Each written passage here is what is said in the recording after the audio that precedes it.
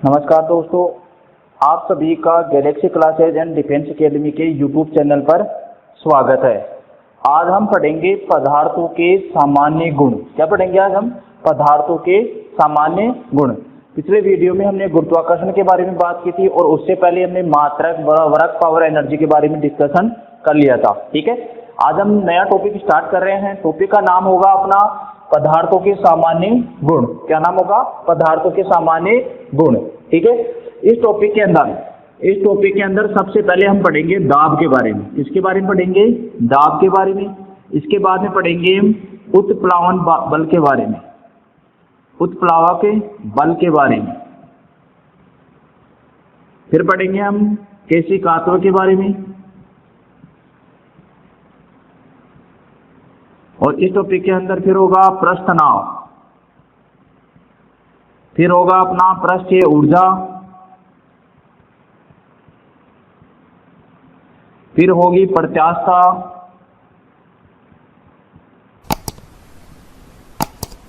फिर होगी अपनी प्रत्यास्था। और उसके बाद में पढ़ेंगे हम विकृति के बारे में। किसके बारे में पढ़ेंगे? विकृति के बारे में पढ़ेंगे। ठीक है, तो इस टॉपिक में सबसे पहले हम पढ़ेंगे दाब के बारे में। देखो, इस पदार्थों के सामान्य गुण मतलब ऐसे जो पदार्थ के जो जैसे जल है, जैसे ठोस है, जैसे गैस है, इन सभी के जो सामान्य गुण होते हैं उनके बारे में इस टॉपिक के अंदर पढ़ेंगे। ठीक है, दाब, उत्प्लावक बल, केशिकात्व, पृष्ठनाव, पृष्ठीय ऊर्जा, प्रत्यास्था और विकृति। ठीक है, तो सबसे पहले हम स्टार्ट करते हैं दाब से। सबसे पहले स्टार्ट करते हैं दाब से। ठीक है, आइए देखते हैं सबसे पहले दाब क्या होता है। दाब में देखिए, अपना टॉपिक होगा दाब। सबसे पहला टॉपिक है अपना दाब, प्रेशर।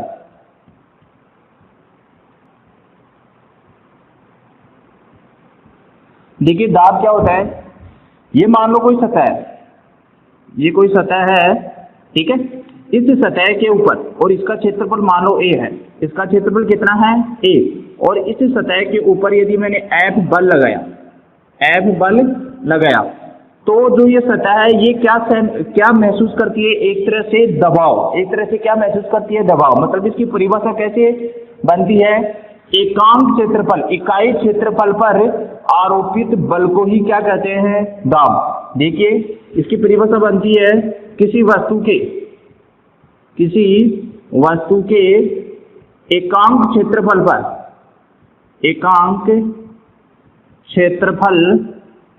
पर आरोपित बल को ही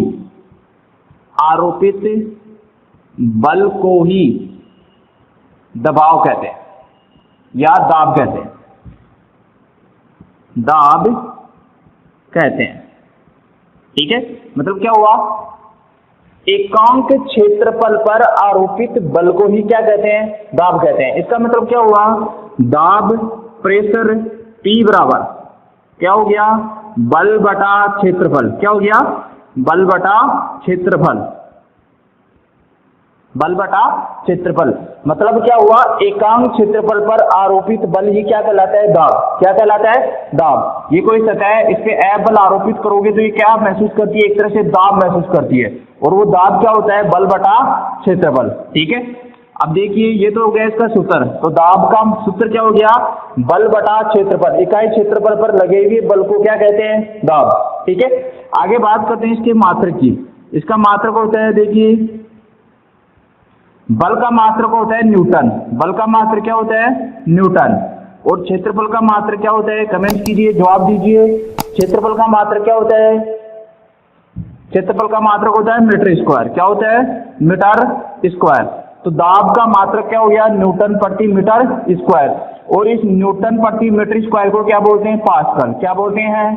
पास्कल। इस न्यूटन प्रति मीटर स्क्वायर को ही क्या बोलते हैं? पास्कल। तो दाब का मात्रक क्या हो गया? न्यूटन प्रति मीटर स्क्वायर, या फिर इसका एक और मात्रक हो गया पास्कल। इसी को क्या बोलते हैं? पास्कल। और ये कौन सी पद्धति में है? एमकेएस या एसआई पद्धति में। एमकेएस या एसआई पद्धति में। ठीक है, समझ में आ गई? तो दाब का सूत्र क्या हो गया? बल बटा क्षेत्रफल। और मात्रक क्या हो गया? न्यूटन प्रति मीटर स्क्वायर। ठीक है, समझ में आ गई यहाँ तक बात?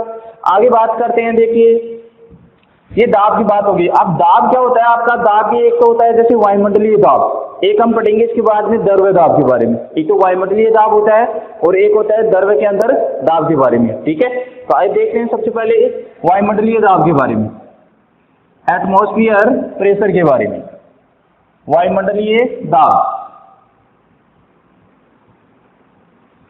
वायुमंडलीय दाब के बारे में, ठीक है। ध्यान देना, वायुमंडलीय दाब क्या होता है, यहां से क्वेश्चन एग्जाम में बहुत बार आया हुआ है कि वायुमंडलीय दाब क्या होता है, ठीक है।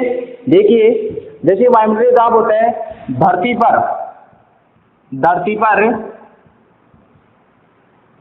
पर इकाई क्षेत्रफल पर वायुमंडल की विभिन्न परतों के द्वारा, वायुमंडल की विभिन्न परतों द्वारा लगाया गया दबाव ही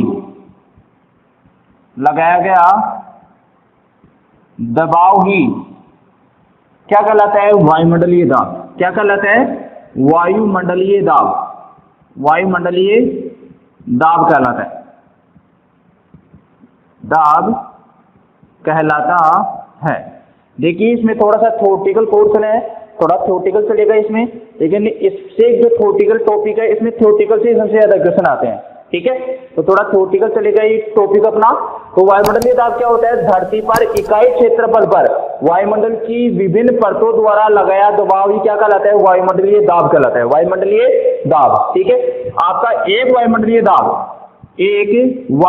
दाब किसके बराबर होता है, देखिए ध्यान देना, एक वायुमंडलीय दाब पारे के 76 सेमी, पारे के देखना 76 सेमी पारे की स्तंभ की ऊंचाई की लंबाई के बराबर होता है, पारे की स्तंभ की लंबाई के बराबर होता है, लंबाई के बराबर होता है। देखना समझना एक बार, ध्यान देना। एक वायुमंडलीय दाब क्या होता है, जैसे मान लो कोई टब है, ये कोई टब है, ठीक है, और इसमें ये मान लो मैंने एक नलिका लगा दी इसमें, ठीक है, और इसके अंदर पारा भर दिया, इसके अंदर क्या भर दिया, पारा, ये इसके अंदर पारा भर दिया, ठीक है। तो एक वायुमंडलीय दाब क्या होता है, जब इस पारे के अंदर ये मान लो ये पारा यहां तक आ गया, कहां तक आ गया, यहां तक, ठीक है, ये पारा यहां तक आ गया,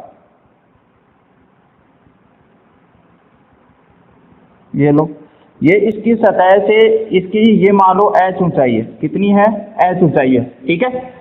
तो ये जो टब है और ये एक नलिका है कांच की, इसके अंदर इस सतह की ऊंचाई यदि 76 सेमी आए, 76 सेमी आए, ठीक है, तो उसको बोलते हैं एक वायुमंडलीय दाब। जब पारे की इस शीशी की इस कांच की लंबाई पारे की यहाँ तक, यहाँ पर देखो यहाँ तक यदि पारा आता है, ध्यान देना, ये कांच की एक मतलब कोई भी नलिका है, उसमें यदि पारा एक टब में ऐसे रखते हैं तो इसका पारा यदि 76 सेमी तक आता है, ठीक है, तो वहां पर इसका मतलब क्या हो गया, वातावरण का टेम्परेचर कितना, दाब कितना है, एक वायुमंडलीय दाब, वहां पर वह दाब कितना है, एक वायुमंडलीय दाब, ठीक है।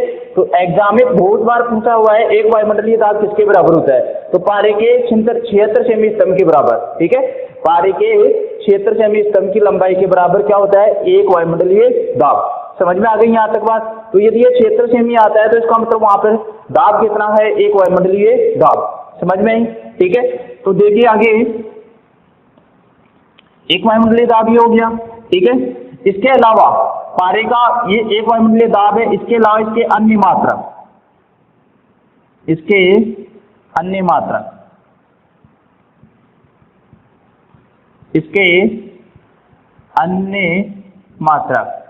अन्य मात्रक है, एक तो मात्रक है इसका बार, क्या मात्रक है, बार, क्या मात्रक है, बार। एक मात्रक ये बार मात्रक है, ये बार मात्रक होता है 10 की पावर 5 न्यूटन प्रति मीटर स्क्वायर के बराबर होता है, किसके बराबर होता है, एक बार किसके बराबर होता है, अन्य मात्रकों की बात करें तो इसका मात्रक होता है एक बार, और एक बार किसके बराबर होता है 10 की पावर 5 न्यूटन प्रति मीटर स्क्वायर के बराबर होता है। 10 की पावर 5 न्यूटन प्रति मीटर स्क्वायर के बराबर होता है, ठीक है। और इस न्यूटन प्रति मीटर स्क्वायर को क्या बोलते हैं, पास्कल। तो ये क्या हो गया 10 की पावर 5 पास्कल के बराबर होता है, ठीक है, समझ में आई। तो एक बार किसके बराबर हो गया 10 की पावर 5 पास्कल के बराबर हो गया, ठीक है। तो एक अन्य मात्रा क्या हो गया बार, और बार का मतलब क्या होता है, बार में कितना न्यूटन प्रति मीटर स्क्वायर होता है 10 की पावर 5, ठीक है। और न्यूटन प्रति मीटर स्क्वायर को किसमें लिखते हैं, पास्कल में। तो एक बार में कितना पास्कल हो गया 10 की पावर 5, और कितना न्यूटन प्रति मीटर स्क्वायर है 10 की पावर 5, ठीक है। एग्जाम में यहाँ से बहुत बार क्वेश्चन आया हुआ है कि एक बार में कितना पास्कल होता है, एक बार में कितना पास्कल होता है, या एक बार में कितना न्यूटन प्रति मीटर स्क्वायर होता है, कितना होता है 10 की पावर 5, ठीक है, समझ में आ गई यहाँ तक। इसके अलावा इसका एक अन्य मात्रक और होता है, एक अन्य मात्रक और होता है, उसको बोलते हैं टोर। क्या होता है उसका मात्रक, टोर। और एक टोर होता है 1 मिमी पारे के बराबर, 1 मिमी पारे के बराबर होता है, और इसमें पास्कल होते हैं 133.8 पास्कल होते हैं। ये एग्जाम में बहुत बार आए हुए हैं। देखिए यहाँ से सबसे मतलब थ्योरेटिकल क्वेश्चन बनते हैं, इस टॉपिक से सबसे ज्यादा थ्योरेटिकल क्वेश्चन बनते हैं, छोटे छोटे क्वेश्चन बनते हैं, ठीक है।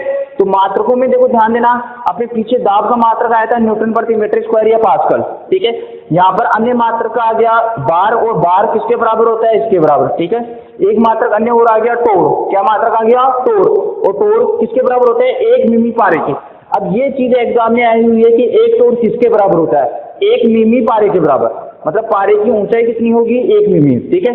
और इसमें पास्कल कितना होगा 133.8 पास्कल, ठीक है, समझ में आ गई। इसके अलावा इसके मात्रक हैं वातावरण को, यानी वायुमंडलीय दाब को, वायुमंडलीय दाब को इंच में भी प्रदर्शित करते हैं। वायुमंडलीय दाब को एक तो इंच में, एक सेमी में, एक इंच में, एक सेमी में, और तथा मिली बार में प्रदर्शित किया जाता है, मिली बार में प्रदर्शित किया जाता है, प्रदर्शित किया जाता है।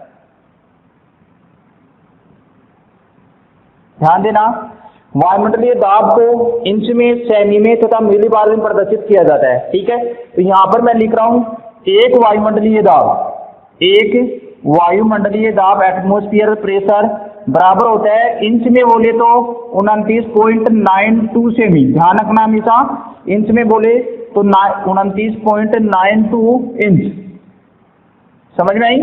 एक वायुमंडलीय दाब कितने इंच के बराबर होगा, 29.92 इंच के बराबर होगा। और सेंटीमीटर में बोले तो 76 सेमी पारे की स्तंभ की लंबाई, पारे की स्तंभ लंबाई, स्तंभ लंबाई। और यदि मिली बार में पूछे तो मिली बार में होता है, मिली बार 1013.25 मिली बार, 0.25 मिली बार, मिली बार। और यदि इसको मिली बार को सिर्फ बार में चेंज करें तो इसको ऐसे भी लिख सकते हैं, देखो ध्यान देना, 1.013 इंटू, इसी को देखना एक बार ध्यान देना, मिली का मतलब क्या होता है 10 की पावर -3, और 10 की पावर -3 जब इससे इसमें क्या होती है ऊपर आके प्लस में होती है और क्या होती है गुणा में, ठीक है। अब इसको बार में व्यक्त करें तो आ गया 1.013 इंटू 10 की पावर कितनी हो गई, देखिए ध्यान देना एक बार, ठीक है। यहाँ पर इस मिली को उठा रहा हूं और मिली को उठाऊंगा तो यहाँ पर क्या होगा, ध्यान देना सभी, एक बार मिली का मतलब क्या होता है 10 की पावर -3, और -3 है उसको 10 की पावर -3 को इससे गुणा करूंगा, इसका मतलब वो नीचे जाएगी, और नीचे जाएगी तो किसमें 10 की पावर 3 का भाग लगेगा, और ये कितना हो गया 1.013 बार, क्या हो गया बार। समझ में आ गई यहाँ तक बात, ठीक है। या तो मिली बार में चेंज करोगे तो ऐसे लिखोगे, और बार में लिखेंगे तो 1.013 बार, ठीक है। मिली को उठाते ही क्या हो गया, इसमें भाग लग गया तो ये आ गया बार में, समझ में आ गया यहाँ तक। दोबारा देखना एक बार, वायुमंडलीय दाब को इंच में भी प्रदर्शित किया जाता है, सेमी में भी और मिलीबार में भी। ये इसके मात्रक है। देखो इस दाब से संबंधित सबसे ज्यादा क्वेश्चन मात्रक से संबंधित आते हैं, मतलब मात्रक से रिलेटेड जो भी क्वेश्चन बनते हैं वो इसी टॉपिक से निकलते हैं। इस पूरे टॉपिक में यही से मात्रक से क्वेश्चन निकलते हैं, ठीक है। तो ध्यान देना, वायुमंडलीय दाब को इंच में, सेमी में तथा मिलीबार में प्रदर्शित किया जाता है। एक वायुमंडलीय दाब कितने इंच के बराबर होता है? 29.92 इंच के बराबर होता है। कितनी सेमी? 76 सेमी पारे की स्तंभ की लंबाई के बराबर होता है। या फिर मिलीबार में देखें तो 1013.25 मिलीबार के बराबर होता है। 1 पॉइंट, या फिर इसको बार में चेंज करें तो 1.013 बार के बराबर होता है, ठीक है। समझ में आ गई यहाँ तक बात? ये हो गया इसके मात्रक, ठीक है। तो यहाँ तक हमने सबसे ज्यादा पोर्शन किसका देखा है? मात्रक का। मात्रक कितने हो, कौन कौन से हो गए? एक तो न्यूटन प्रति मीटर स्क्वायर, एक पास्कल। दाब की मात्रक हो गए। बार किसके बराबर होता है? इसके बराबर। और टोर किसके बराबर होता है? इसके बराबर, ठीक है। इसके अलावा इसको इंच में प्रदर्शित करें तो कितना हो गया? 29.92। सेमी में 76 सेमी। मिलीबार में कितना हो गया? 1013.25 मिली बार, ठीक है। और बार में चेंज करें तो क्या हो गया? 1.013 बार, ठीक है। ये इसके क्या हो गया? सभी मात्रा, ठीक है। तो यहाँ से क्वेश्चन कैसे भी पूछे, चाहे पास्कल पूछे, चाहे न्यूटन प्रति मीटर स्क्वायर पूछे, चाहे इंच में पूछे, चाहे सेंटीमीटर में पूछे, ठीक है। आपको डायरेक्ट एग्जाम में क्वेश्चन दे सकता है, एक वायुमंडलीय दाब कितने इंच के बराबर होता है? तो कितने इंच के बराबर होता है? 29.92 के इंच के बराबर होता है, ठीक है। यदि सेंटीमीटर में पूछे, पारे की स्तंभ की लंबाई कितनी? स्तंभ की लंबाई एक वायुमंडलीय दाब के बराबर होता है 76 सेमी, ठीक है। समझ में आ गई यहाँ तक बात है? ये बात हो गई मात्रकों से संबंधित, ठीक है। आगे बात करते हैं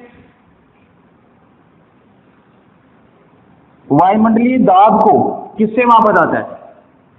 वायुमंडलीय दाब को किससे मापा जाता है? किससे मापा जाता है? कमेंट कीजिए, जवाब दीजिए। वायुमंडलीय दाब को किससे मापा जाता है? जवाब दीजिए, कमेंट कीजिए, सभी कमेंट कीजिए। वायुमंडलीय दाब को किससे मापा जाता है? वायुमंडलीय दाब को किससे मापा जाता है? किससे मापा जाता है? बैरोमीटर से। किससे मापा जाता है? बैरोमीटर से मापा जाता है। बैरोमीटर से मापा जाता है।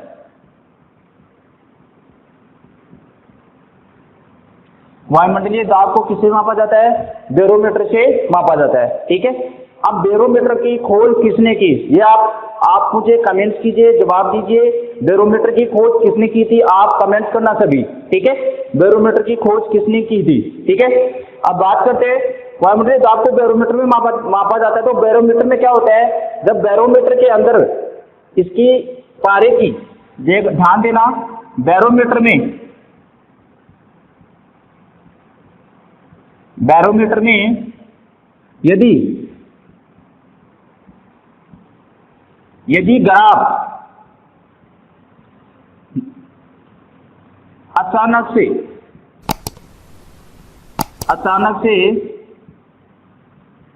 नीचे गिरे तो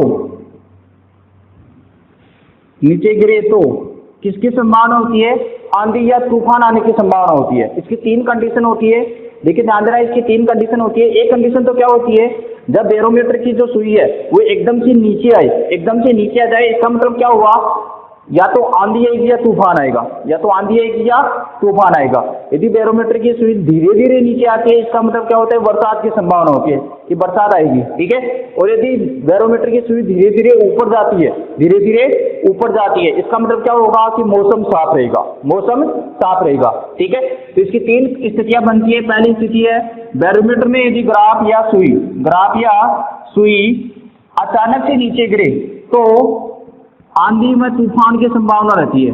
आंधी तथा तूफान की संभावना रहती है।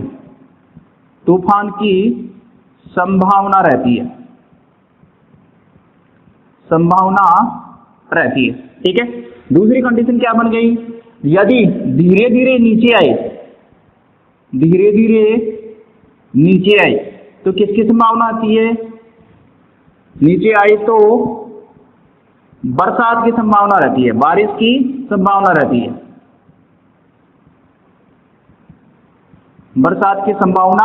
है, और तीसरी कंडीशन क्या आ गई? यदि धीरे धीरे ऊपर जाए, ऊपर की ओर जाए, ऊपर की ओर जाए तो मौसम कैसा रहेगा? मौसम साफ होने की संभावना रहती है। मौसम साफ होने की संभावना रहती है। साफ होने की संभावना रहती है। संभावना रहती है। ठीक है, तो बैरोमीटर में ये 3 कंडीशन बनती है। जब एकदम से ग्राफ नीचे है इसका मतलब आंधी या तूफान आएगा। ठीक है, और यदि धीरे धीरे आ रहा है इसका मतलब क्या हो गया? बारिश होगी। और यदि धीरे धीरे ऊपर जा रहा है इसका मतलब क्या हो गया? कि मौसम साफ रहेगा। ठीक है, ये बैरोमीटर की 3 कंडीशन है। इसके अलावा देखिए वायुमंडलीय दाब में क्या होता है? यदि वायुमंडलीय दाब में आप सतह से ऊपर जाते हो तो वायु दाब क्या हो जाता है? कम हो जाता है। वायु दाब कम हो जाता है, जिससे पर्वत वगैरह या ऊंचाई पर जाने पर खाना हमेशा धीरे पकता है। खाना धीरे क्यों पकता है? क्योंकि वायुमंडलीय दाब कम हो गया। वायुमंडलीय दाब कम हो गया तो क्वथनांक, पानी का क्वथनांक क्या हो जाता है? कम हो जाता है, जिससे खाना क्या होता है? प्रेशर कम लगता है। प्रेशर कम लगेगा तो क्या होगा? खाना धीरे पकेगा। समझ में मेरी बात? इसका मतलब क्या हुआ कि पृथ्वी की सतह से ऊपर जाने पर, पृथ्वी की सतह से ऊपर जाने पर वायु दाब कम हो जाता है। वायु दाब कम हो जाता है। इस पॉइंट से रिलेटेड एग्जाम में सबसे ज्यादा बार क्वेश्चन आए हुए हैं कि वायु पृथ्वी की सतह से ऊपर जाने पर वायु दाब क्या हो जाता है? कम हो जाता है। ठीक है, जैसे इसका सबसे बढ़िया एग्जाम्पल बोले तो कोई भी मान लो, कोई भी जैसे व्यक्ति है प्लेन में या यात्रा कर रहा है या सतह से ऊपर जाता है तो उसकी जेब में रखे हुए पेन से स्याही क्या हो जाती है? बाहर निकलती है। बाहर क्यों निकलती है? क्योंकि पेन के अंदर क्या होता है? वायु मतलब पेन के अंदर जो दाब होता है उस दाब से ऊपर जाने पर वायुमंडलीय दाब क्या होता है? कम। उस दाब से वो दाब कम होता है तो दाब क्या होता है? उच्च से निम्न की ओर गति करेगा। इसका मतलब क्या होगा? पेन से स्याही क्या हो जाएगी? रिसना स्टार्ट हो जाएगी। समझ में आई मेरी बात? ठीक है, तो हमेशा ध्यान रखना। खाने की बात करें, जैसे खाना लेट क्यों पकता है? तो वायु दाब कम होने के कारण। पेन से स्याही क्यों निकलती है? वायु दाब कम होने के कारण। मतलब यदि ऊंचाई से रिलेटेड कोई भी क्वेश्चन हो तो हमेशा ध्यान रखना उसमें क्या होगा? वायु दाब कम होने की बात रहेगी। क्या रहेगा? वायु दाब कम होने की बात रहेगी। ठीक है, समझ में? तो जैसे मान लो कोई भी यात्री यदि हवाई जहाज में सफर कर रहा है तो उसके पैन से यदि स्याही निकल रही है तो इसका मतलब समझ लेना कि वहां पर क्या है? वायुमंडलीय दाब क्या है? कम है। ठीक है, समझ में आ गई? तो ऊंचाई से संबंधित कोई भी क्वेश्चन कैसा भी आए तो हमेशा क्या करना है? वायु दाब क्या हो जाएगा? उसमें कम रहेगा। ठीक है, समझ में आ गई यहाँ तक? इसके अलावा देखना, यदि जो आपका वायु दाब होता है, पृथ्वी की जो सतह होती है, ध्यान देना, पृथ्वी की जो सतह होती है अलग अलग सतह पर वायु दाब भी अलग अलग होता है। ठीक है, और इसका मतलब क्या हुआ? ये वायु दाब किस किस पर निर्भर करता है? एक तो ऊंचाई पर, एक करता है आपका तापमान पर और एक गुरुत्वीय त्वरण पर। ठीक है, मैं लिख रहा हूं यहां पर वायु दाब पृथ्वी की विभिन्न सतहों पर अलग अलग होता है। पृथ्वी के विभिन्न क्षेत्रों पर अलग अलग होता है। विभिन्न क्षेत्रों पर अलग अलग होता है। अलग अलग होता है। समझ में आई? ठीक है, वायु दाब पृथ्वी के विभिन्न क्षेत्रों पर अलग अलग होता है। इसके 3 कारण हैं। इसके 3 कारण हैं। पहला कारण क्या है? ध्यान देना, एक तो ऊंचाई पर निर्भर करता है, ये एक तापमान पर निर्भर करता है और एक निर्भर करता है गुरुत्वीय त्वरण पर। किस पर? गुरुत्वीय त्वरण पर। समझ में आई इस बात? एक तो ऊंचाई पे, एक तापमान पे और एक गुरुत्वीय त्वरण पे ये निर्भर करता है। ठीक है, दोबारा ध्यान देना, पहले क्या हुआ? पृथ्वी की सतह से ऊपर जाने पर वायु दाब क्या हो जाता है? कम हो जाता है। ठीक है, वायु दाब पृथ्वी के विभिन्न क्षेत्रों पर अलग अलग होता है और इसके 3 कारण होते हैं, एक तो ऊंचाई के कारण, एक तापमान के कारण, एक गुरुत्वीय त्वरण के कारण। ठीक है, ऊंचाई के कारण ध्यान देना, ऊंचाई में क्या होता है? यदि आप पृथ्वी की सतह से 5 किलोमीटर ऊंचाई पे जाते हो, 5 किलोमीटर ऊंचाई पे जाते हो तो वायु दाब क्या हो जाता है? आधा। वायु दाब कितना हो जाता है? आधा। ठीक है, और यदि आप 25 किलोमीटर ऊंचाई पे जाते हो, 25 किलोमीटर ऊंचाई पे जाते हो तो वायु दाब वहां पे क्या हो जाता है? नगण्य बराबर। नगण्य के बराबर होता है, न के बराबर होता है। समझ में है मेरी बात? यदि आप 5 किलोमीटर की ऊंचाई पे जाते हो तो वायुमंडल दाब कितना हो जाता है? आधा। और यदि 25 किलोमीटर की ऊंचाई पर जाते हो तो वायु दाब क्या हो जाता है? न के बराबर हो जाता है। ठीक है, समझ में आ गई यहाँ तक बात? ये तो हो गई ऊंचाई की बात। यदि 5 किलोमीटर ऊपर जाते हो तो आधा और 25 जाते हो तो बिल्कुल नहीं। ठीक है, तापमान की बात करें तो जहां पर टेम्परेचर अधिक होगा वहां पर वायु दाब क्या होता है? हमेशा कम। जहां पर टेम्परेचर अधिक होगा वहां पर वायु दाब क्या होता है? कम। क्योंकि वहां के बाद जहां पर टेम्परेचर ज्यादा होगा वहां की वायु गर्म होकर क्या हो जाएगी? फैल जाएगी। फैल जाएगी तो क्या होगा? वायु दाब क्या हो जाएगा? कम हो जाएगा। समझ में मेरी बात? ठीक है, जैसे हम बात करते हैं भूमध्य रेखा पर, भूमध्य रेखा पर क्या होता है? सूर्य की किरणें सीधी पड़ती हैं, सूर्य की किरणें सीधी पड़ती है, साल भर सीधी पड़ती हैं, तो वहां पर टेम्परेचर क्या होता है? हाई होता है। टेम्परेचर हाई होता है तो वहां पर क्या होता है? वायु दाब कम होता है। समझ में आई? वायु दाब कम होता है। और इसके ठीक विपरीत कैसे होता है? ध्रुव पर, ध्रुव पर क्या होता है? आपका वायु दाब क्या होता है? ज्यादा होता है। ठीक है, समझ में आ गया? समझ में आ गई? एक बात दोबारा रिपीट कर रहा हूं मैं, तापमान में क्या होता है? देखो, जहां पर टेम्परेचर ज्यादा होता है वहां पर वायु दाब क्या होती है? कम होती है। ठीक है, जैसे भूमध्य रेखा की बात करी तो वहां पर साल भर सूर्य की किरणें कैसी पड़ती हैं? सीधी पड़ती है, जिस वजह से वहां पर क्या होता है? टेम्परेचर मतलब वहां की वायु गर्म हो जाती है, जिससे वहां पर क्या हो जाता है? वायु दाब कम हो जाता है। और इसका ठीक उल्टा कहां पर होता है? ध्रुव पर। ठीक है, समझ में आ गए सभी के? इसका ठीक उल्टा कहां पर होगा? ध्रुव पर। ठीक है, तो ये तो ऊंचाई की बात हो गई और ये तापमान की बात हो गई। समझ में आ गई यहाँ तक बातें? ठीक है, आगे चलते हैं नेक्स्ट। ये बात हो गई वायुमंडलीय दाब की। ठीक है, किसकी बात हो गई? वायुमंडलीय दाब की। आगे बात करते हैं हम द्रव्य के दाब, द्रव्य से संबंधित दाब की।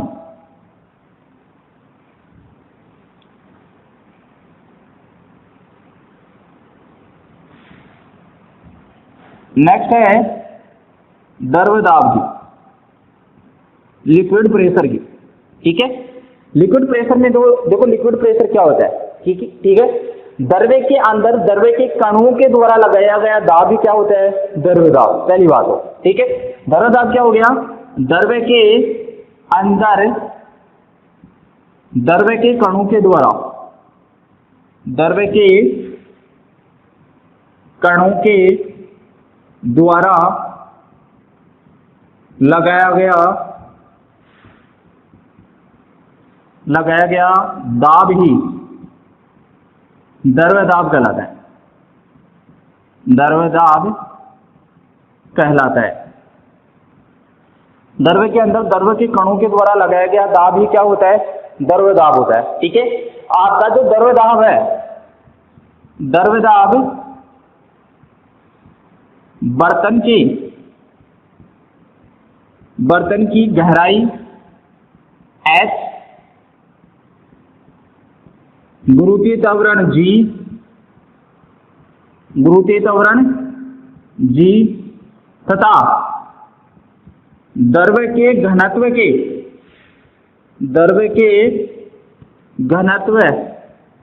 d के गुणनफल के बराबर होता है। गुणनफल के बराबर होता है। इसका मतलब क्या हुआ? देखो ध्यान देना, द्रव्य के अंदर जो प्रेशर होता है वो क्या होता है? Hg/d। इन तीनों का गुणनफल ही क्या होता है? द्रव्य के अंदर प्रेशर दाब। ठीक है, समझ में आई? दोबारा समझना एक बार, द्रव्य के अंदर जो द्रव्य दाब होता है वो क्या होता है? बर्तन की गहराई h, गुरुत्वीय त्वरण g तथा द्रव्य के घनत्व d के गुणनफल के बराबर होता है। द्रव्य के घनत्व के गुणनफल के बराबर होता है। मतलब क्या हुआ? प्रेशर P बराबर Hg/d। इन तीनों के गुणनफल के बराबर क्या होता है? द्रव्य का दाब होता है। समझ में आ गई? द्रव्य का दाब क्या हो गया? द्रव्य के अंदर दाब कैसे निकालते हैं भाई? कोई भी मान लो ये बर्तन है, ठीक है, और इसमें द्रव्य भरा हुआ है, इसमें क्या भरा हुआ है? पानी भरा हुआ है। तो इसके अंदर दाब कैसे निकालते हैं? इसके अंदर दाब निकालने का फॉर्मूला होता है Hg/d। इसकी हाइट कितनी ऊंचाई तक भरा हुआ है, गुरुत्वीय त्वरण कितना है, और इस द्रव्य का घनत्व कितना है, इन तीनों का गुणनफल क्या कहलाता है? द्रव्य दाब। ठीक है, समझ में आ गई? और यदि इसके अंदर वायुमंडलीय दाब को, इसकी सतह, बर्तन की सतह के ऊपर वायुमंडलीय दाब को भी शामिल कर लिया जाए तो कुल दाब क्या होता है? कुल दाब बराबर वायुमंडलीय दाब प्लस Hg/d। वायुमंडलीय दाब प्लस Hg/d। ठीक है, तो ये क्या हो गया? कुल दाब हो गया। तो द्रव्य के ऊपर सतह वाले वायुमंडलीय दाब को भी यदि जोड़े तो कुल दाब कितना हो गया, वायुमंडलीय दाब प्लस Hg/d। ठीक है, समझ में आ गई। तो द्रव्य के अंदर कोई भी पात्र है उसके अंदर यदि द्रव भरा हुआ तो उसमें दाब कैसे निकालते हैं, Hg/d। कैसे निकालते हैं, Hg/d। ठीक है, आइए बात करते हैं इसका यूज, इससे संबंधित क्वेश्चन कैसे आते हैं एग्जाम में, उसकी बात करते हैं। ठीक है, देखिए ध्यान देना, द्रव्य के नियम, द्रव्य दाब के नियम, यहां से क्वेश्चन आते हैं एग्जाम में, द्रव्य दाब के नियम, द्रव्य दाब के नियम। और यहां से क्वेश्चन एग्जाम में बहुत बार आए हुए हैं। क्या क्या नियम है ध्यान देना एक बार। ठीक है, मैं कोई तीन आलेख बना रहा हूं। ठीक है,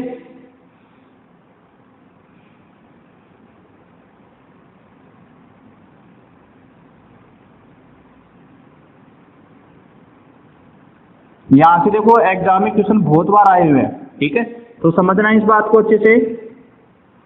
इसके अंदर क्या भरा हुआ है, द्रव्य भरा हुआ है। ठीक है, एक तब ऐसा है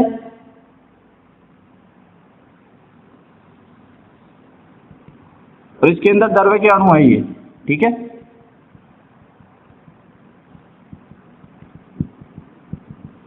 और एक है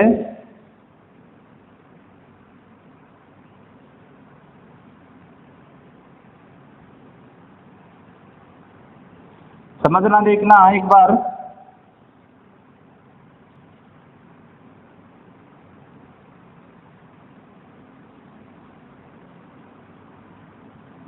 देखिए ध्यान दो, इसके अंदर द्रव्य भरा हुआ है और द्रव्य कहां तक है, सिर्फ यहां तक। ठीक है, अब इसके गुण को समझना, इसके गुण को समझना। ठीक है, ये तीन स्थितियां मैंने बनाई हैं, ध्यान देना सभी। ये तीन, सबसे पहले इसकी बात करते हैं, ये ABCD है,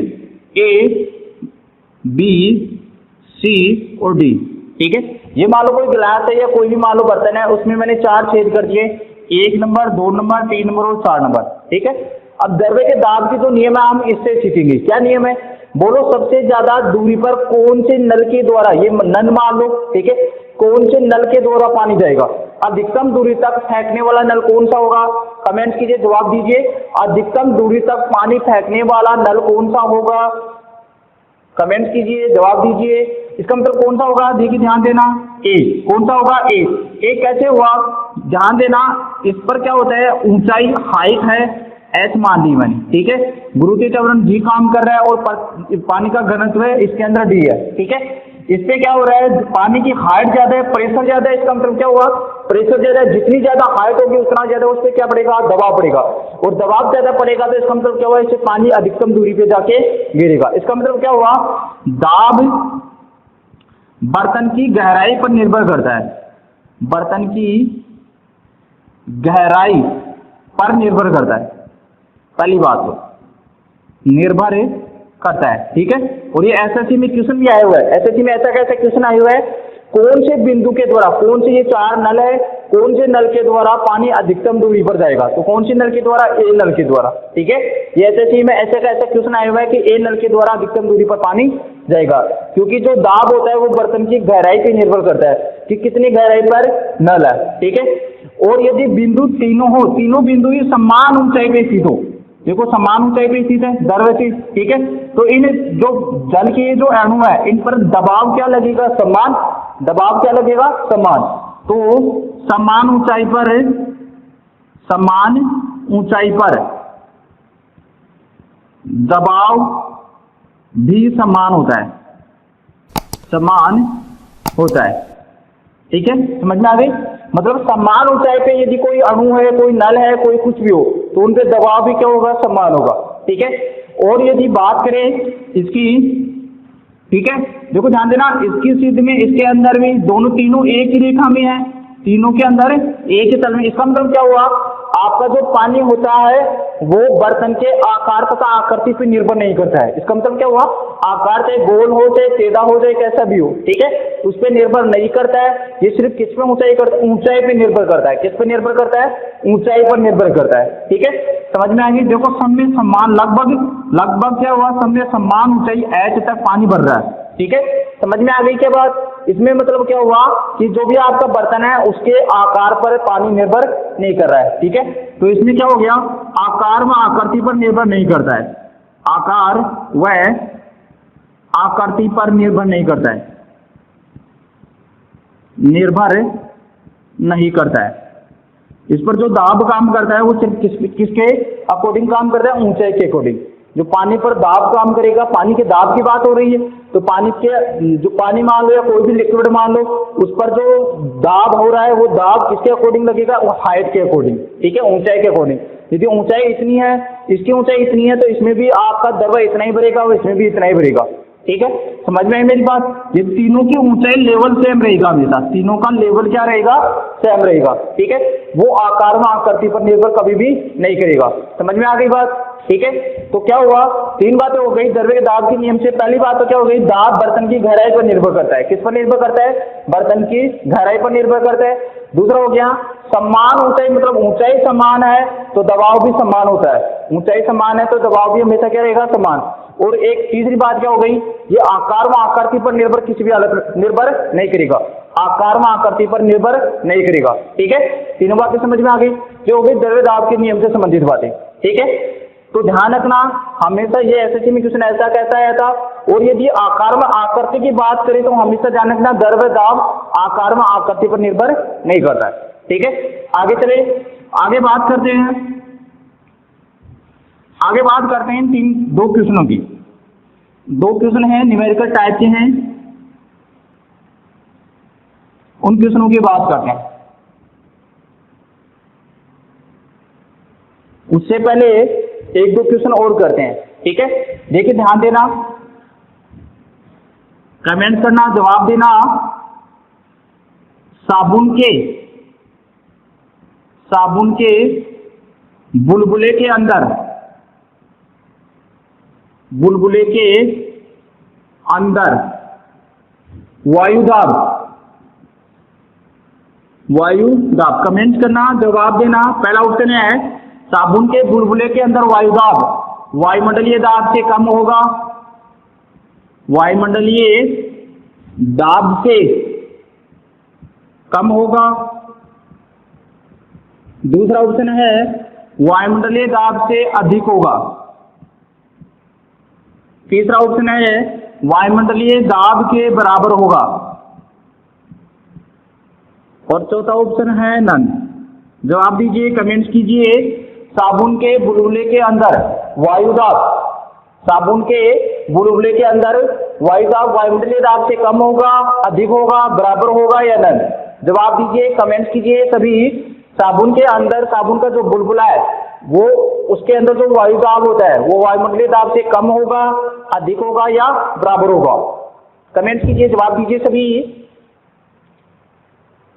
चलो देखो, साबुन के बुलबुले के अंदर वायुदाब क्या होगा, हमेशा वायुमंडलीय दाब से अधिक होगा, वायुमंडलीय दाब से अधिक होगा। कैसे होगा, साबुन के अंदर बुलबुला कैसे बनेगा, जब दाब अधिक होगा वायुमंडलीय दाब से, वायुमंडलीय दाब से अधिक दाब होगा तभी तो बुलबुला बनेगा, तभी क्या बनेगा, बुलबुला बनेगा। इसका मतलब क्या हुआ, साबुन के अंदर जो बुलबुला होता है, साबुन का जो पानी होता है, साबुन का जो पानी होता है, साबुन का जो बुलबुला होता है, उससे जो बुलबुला बनता है उसमें क्या होता है, जो दाब होता है वो वायुमंडलीय दाब से अधिक होगा, तभी क्या बनेगा, बुलबुला बनेगा। ठीक है, तो इसका मतलब क्या हुआ, साबुन के बुलबुले के अंदर वायुदाब वायुमंडलीय दाब से अधिक होगा। ठीक है, समझ में आ गई। नेक्स्ट क्वेश्चन है मेरा,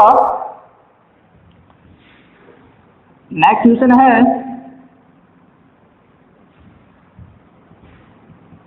क्वेश्चन नंबर 2। ध्यान देना, झील के पैंदे से आए, झील के पैंदे से ऊपर उठे हुए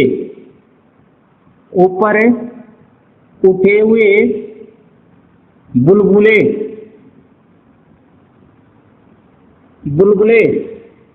के आयतन में वृद्धि होती है, के आयतन में वृद्धि होती है, तो उसका वायुदाब, जवाब देना, कमेंट्स करना। वायुदाब कम हो जाएगा, कम हो जाएगा। दूसरा ऑप्शन है अधिक हो जाएगा, अधिक हो जाएगा। तीसरा ऑप्शन है समान रहेगा और चौथा ऑप्शन नन। जवाब दीजिए, कमेंट कीजिए। झील के पैंदे से ऊपर उठे हुए बुलबुले के आयतन में यदि वृद्धि होती है तो उसके वायुदाब में क्या फर्क पड़ेगा, क्या परिवर्तन आएगा, कम हो जाएगा, अधिक हो जाएगा, समान रहेगा या नन। कमेंट कीजिए, जवाब दीजिए। ये क्वेश्चन एग्जाम में आए हुए हैं। ऐसा कहता कि झील के पैंदे से यदि वायुदाब मतलब कोई पैंदे से कोई बुलबुला उड़ता है, उसके आयतन में वृद्धि होती है तो उसका वायुदाब क्या हो जाएगा। कमेंट कीजिए, जवाब दीजिए सभी। क्या हो जाएगा, कम हो जाएगा। क्या हो जाएगा, कम हो जाएगा। क्योंकि देखिए ध्यान देना कारण का, क्योंकि वो सतह से ऊपर आ रहा है, सॉरी पैंदे से ऊपर आ रहा है, पैंदे से ऊपर आ रहा है तो हाइट को कम कर रहा है, हाइट को कम कर रहा है तो द्रव के अंदर प्रेशर क्या होता है, HGD। ठीक है, हाइट को कम कर रहा है तो इसका मतलब क्या हो गया, प्रेशर क्या हो गया, कम। प्रेशर क्या हो गया, कम। समझ में आ गई मेरी बात। हाइट को कम कर रहा है, हाइट को कम करेगा तो प्रेशर क्या होगा, कम। इसका मतलब उस पर वायुदाब क्या हो जाएगा, कम। ठीक है, ऐसे कोई भी क्वेश्चन बने ही मान लो, जैसे कोई भी व्यक्ति है, जैसे कोई मतलब ब्लड प्रेशर वाले व्यक्ति को हवाई जहाज में यात्रा नहीं करवानी चाहिए। क्यों नहीं करवानी चाहिए, क्योंकि उसका प्रेशर ज्यादा होता है, उसका प्रेशर ज्यादा होता है और ऊपर वायुमंडलीय दाब, वो ऊपर वायुदाब क्या होता है, कम होता है, जिससे क्या होता है उसके ब्लड प्रेशर होने की ज्यादा संभावना रहती है। ठीक है, तो ऐसे कोई भी क्वेश्चन हो तो वायुमंडलीय दाब से संबंधित हो तो ध्यान रखना, ऊंचाई से संबंधित यदि काम हो रहा है तो वहां पर वायुमंडलीय दाब क्या हो जाता है, कम हो जाता है। ठीक है, समझ में आ गई। करते हैं अगले इन क्वेश्चनों की, दोनों क्वेश्चनों की बात। ठीक है, दोनों न्यूमेरिकल टाइप की क्वेश्चन है, इजी है, बहुत आसान क्वेश्चन है, छोटे छोटे क्वेश्चन है। कीजिए, कमेंट कीजिए, जवाब दीजिए। क्वेश्चन है मेरा, एक मनुष्य का भार 80 kg है। कमेंट करना, जवाब देना। एक मनुष्य का भार 80 kg है तथा पैरों के तलवों का संपूर्ण क्षेत्रफल 0.04 मीटर स्क्वायर है, तो मनुष्य के खड़े होने पर पैरों द्वारा भूमि पर पड़ने वाले दाब का मान क्या होगा। ठीक है, तो ऐसे क्वेश्चनों में सबसे पहले क्या करते हैं, न्यूमेरिकल पोर्शन में हमेशा जो दे रखा है उसको उतारना है सबसे पहले। ठीक है, सबसे पहले वजन दे रखा है, आदमी का वजन कितना है, 80 kg। कितना है, 80 kg। ठीक है, तो यहाँ पे लिख रहा हूं मैं, भार बराबर 80 kg। ठीक है, और संपूर्ण जो तलवों का क्षेत्रफल है, क्षेत्रफल कितना है, ए बराबर कितना है, 0.04 मीटर स्क्वायर। ठीक है, और आपको पूछा क्या है, प्रेशर P पूछा है। ठीक है, तो प्रेशर P बराबर क्या होता है, F/A। क्या होता है, F/A। ठीक है, भार कितना है, नीचे बल कितना लग रहा है 80 kg का, तो 80 लिख दो, और क्षेत्रफल कितना है 0.04 मीटर। ठीक है, भाग देंगे तो ध्यान देना, पॉइंट को उठाएंगे तो ऊपर कितनी जीरो जाएगी, 2 जीरो जाएगी, तो 2 जीरो लगा दी और दशमलव हट गया नीचे। ठीक है, 4 का भाग इसमें देंगे कितनी टाइम जाएगा, 2 टाइम। तो इसका क्या मतलब हो गया, 2 × 10⁻³ न्यूटन प्रति मीटर स्क्वायर।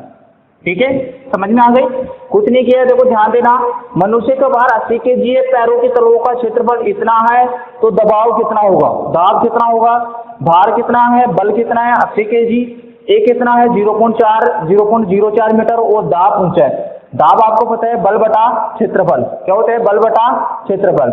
बल कितना है 80/0 पॉइंट को उठाएंगे तो ऊपर कितनी जीरो चली जाएगी, 2। ठीक है, और इसका भाग देंगे तो कितना आ गया, 2 × 10⁻³ न्यूटन प्रति मीटर स्क्वायर। ठीक है, समझ में आ गई यहाँ तक बातें। नेक्स्ट चलते हैं आगे दूसरे क्वेश्चन की ओर। दूसरे क्वेश्चन में कमेंट करना, जवाब देना सभी। एक बर्तन में 40 सेंटीमीटर गहराई तक द्रव भरा है जिसका घनत्व 1.2 ग्राम पर सेमी क्यूब है। बर्तन की पैंदी पर दाब ज्ञात कीजिए। सभी कमेंट कीजिए, जवाब दीजिए। दोबारा क्वेश्चन को रिपीट कर रहा हूं, एक बर्तन में 40 सेंटीमीटर गहराई तक द्रव भरा है, ठीक है, और द्रव का घनत्व कितना है, 1.2 ग्राम पर सेंटीमीटर क्यूब। तो बर्तन की पैंदी में दाब ज्ञात करना है, बर्तन की पैंदी में दाब ज्ञात करना है। जो दे रखा है सबसे पहले उसको लिखो। गहराई एच दे रखी है, हाइट दे रखी है 40 सेमी, और इसको मीटर में चेंज करेंगे तो क्या लिखेंगे 0.4 मीटर। ठीक है, 100 का भाग दिया तो क्या आ गया मीटर में।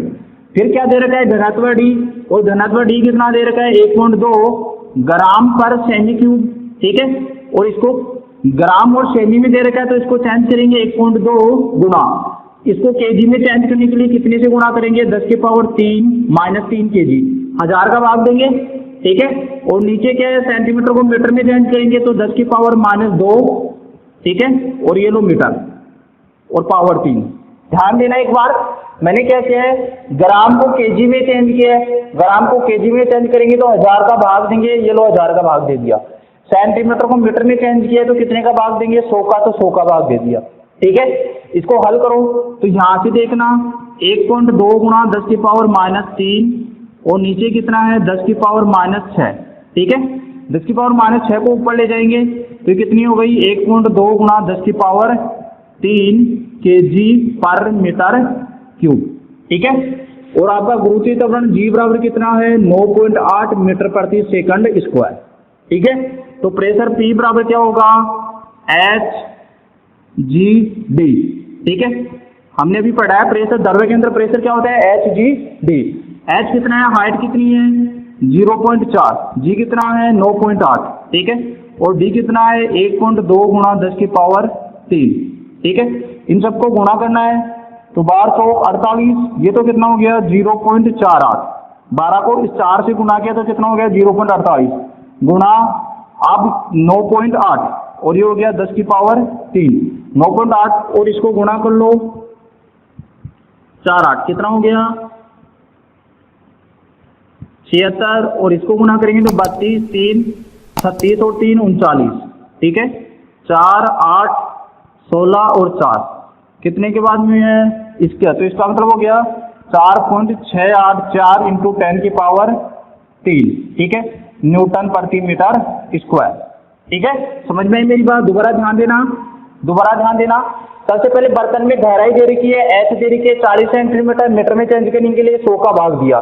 घनत्व दे रखा है 1.2 ग्राम पर सेंटीमीटर क्यूब, ग्राम को केजी में चेंज करेंगे 10 की पावर 3 का भाग दिया, सेंटीमीटर को मीटर में चेंज करेंगे 10 की पावर 2 का भाग दिया। ठीक है, ऊपर लेते ही माइनस में 2 होगी और ये ऊपर लेते ही माइनस में 3। ठीक है, इसका क्यूब करेंगे तो कितना बच गया 10 की पावर -6, 10 की पावर 6 को माइनस को ऊपर लेंगे तो ये किसमें हो गया 10 की पावर +3। ठीक है, 6 में से 3 घटा देंगे तो कितना बच गया 3। ठीक है, इसका मतलब आप द्रव्य के अंदर दाब क्या होता है HGD, और HGD को हल करेंगे तो कितना आ गया 4.684 इंटू 10 की पावर 3 न्यूटन प्रति मीटर स्क्वायर। ठीक है, समझ में आई सभी की बात है। तो ये टॉपिक था अपना वायुमंडलीय दाब, द्रव्य दाब तथा दाब के बारे में। ठीक है, तो यहाँ से क्वेश्चन ध्यान देना, सबसे पहले मोस्ट इंपोर्टेंटली ध्यान रखना कि एक तो द्रव्य के दाब के नियम और मात्रक वगैरह से क्वेश्चन सबसे ज्यादा आते हैं। ठीक है, यदि आपको वीडियो पसंद आए तो लाइक कीजिए, शेयर कीजिए और यदि कोई प्रॉब्लम हो तो कमेंट बॉक्स में कमेंट कीजिए। तब तक के लिए जय हिंद, जय भारत।